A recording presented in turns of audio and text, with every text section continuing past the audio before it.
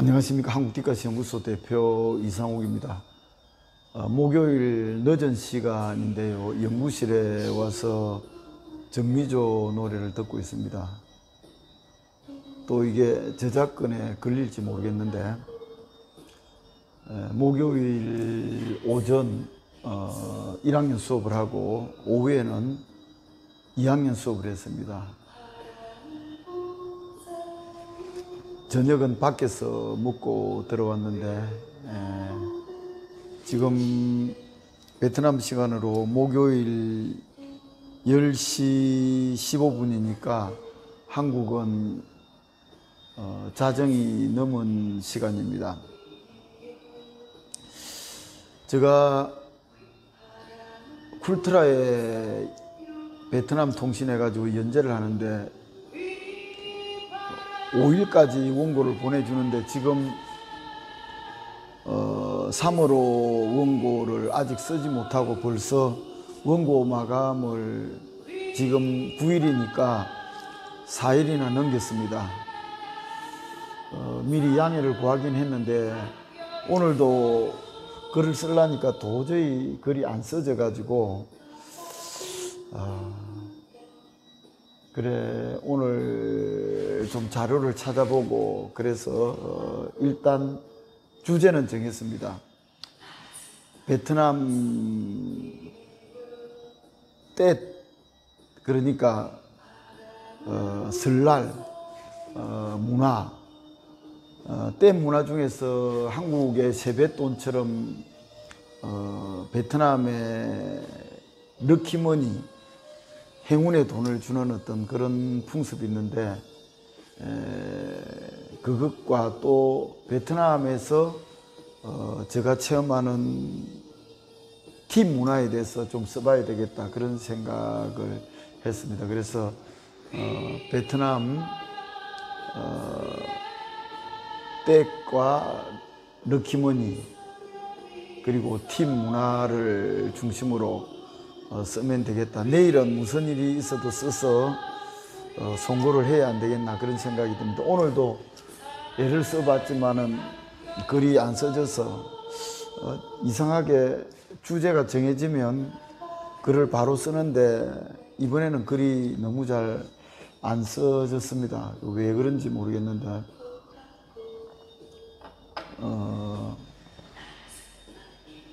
그래서 글은 안 써지고 여러분들에게 유튜브로 인사나 드려야 되겠다 싶어서 지금 정미조의 음악을 들으면서 저의 일상을 보여드리고 있습니다. 제가 베트남에 온 지 이제 1년이 지났는데 지난해 1월 27일 날 왔으니까 오늘이 2월 9일이니까 1년 이제 지났죠. 지금 광고가 나오는데 계속 정미조 노래를 듣도록 하겠습니다.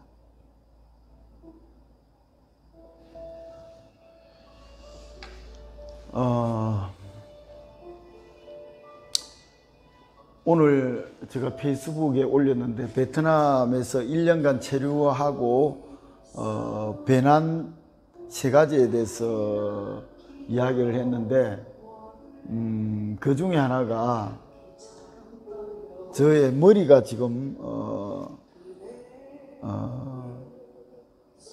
이상하게 앞부분이 이렇게 까만 머리가 나는지 이상하게 까맣게 이렇게 지금 머리가 변하고 있는 겁니다. 그래서 제가 얼마 전부터 아침에 거울을 보면은 머리 이 부분이 이상하게 까만 색깔이 많이 보여서 이상하다 이런 생각을 했는데 이번에 한국에 가서 지인들을 만나고 제가 그런 이야기를 안 했는데도 지인 중에 머리가 지금 까매졌다고 그런 이야기를 들어서 아 이게 진짜 머리가 까매지는구나 그런 생각을 하게 됐습니다. 그러고 보니까 머리가 전에 사진하고 비교를 해보니까 머리가 많이 까매졌습니다. 저는 젊을 때부터 흰머리가 나고 염색을 한 번도 해본 적이 없는데 이렇게 까만 머리가 지금 새로 나기 시작했는데 이게 일시적 현상인지 지속적으로 계속 머리가 까매질 건지 한번 지켜봐야 될 것 같습니다. 그런데 오늘 2학년 수업하면서 학생들에게 제가 농담 반 진담 반으로 내가 베트남에 와서 지금 머리가 까매지기 시작했다고 그러니까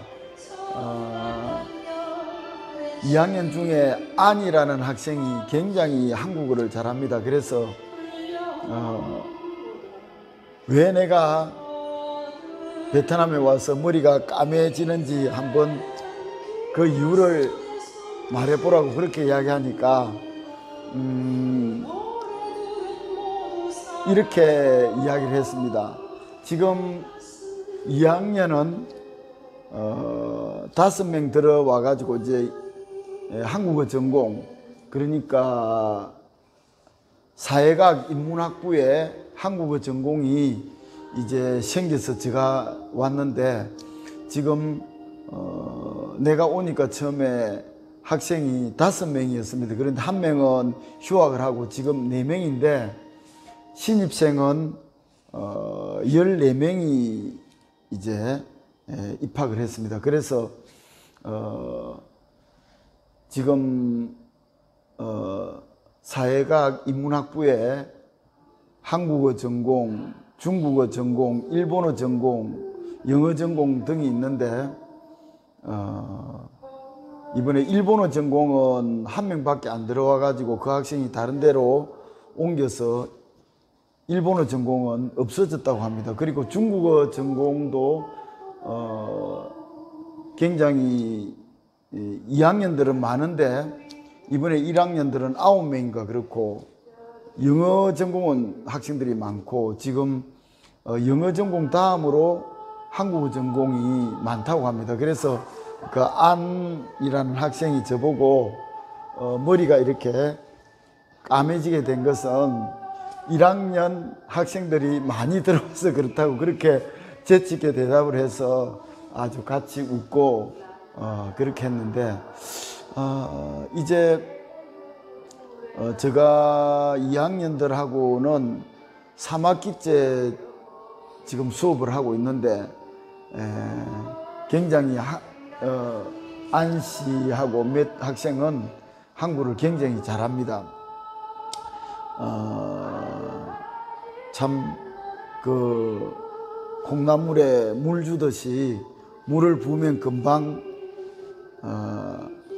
흘러내려가 버리고 아무 효과도 없는 것 같아도 매일매일 이렇게 자라듯이 학생들이 별것 아닌 것 같지만 3학기 동안 이렇게 매일은 아니지만 매주 이렇게 수업을 하다 보니까 학생들의 한국어 실력이 이제 쑥쑥 자랐습니다. 그래서 저하고 대화하는 게 큰 불편이 없습니다.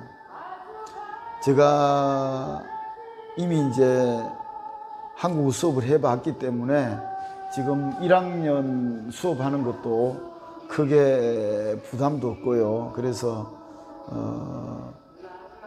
크게 수업 준비를 하지 않아도 이제 수업을 할 수 있게 됐고, 그래서 저는 글 쓰는 것, 유튜버 뭐 이런 일에 오히려 더 집중하고 있습니다.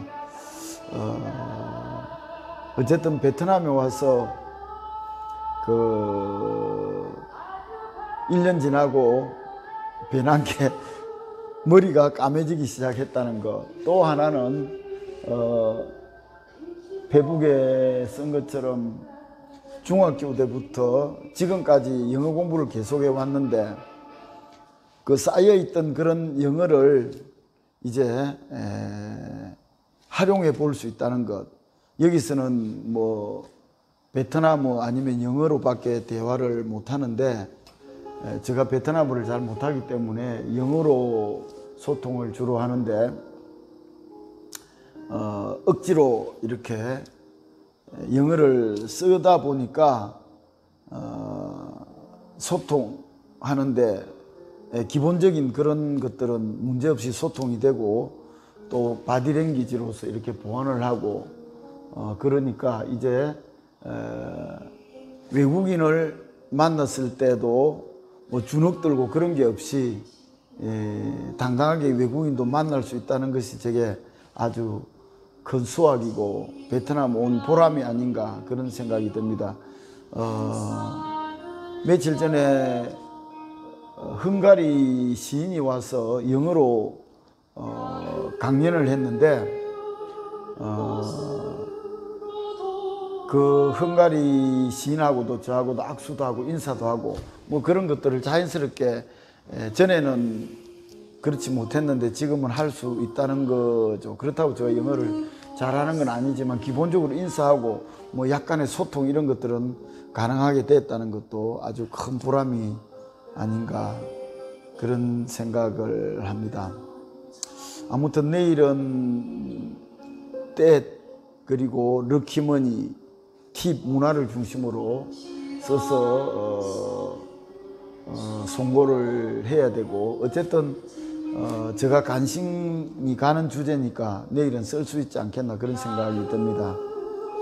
제가 베트남에 와서 커피숍이나 식당이나 호텔이나 갔을 때 또 노점에서 물건을 살 때 이렇게 저 마음의 표시로 이렇게 조금 팁을 주면은 굉장히 서로 기쁘고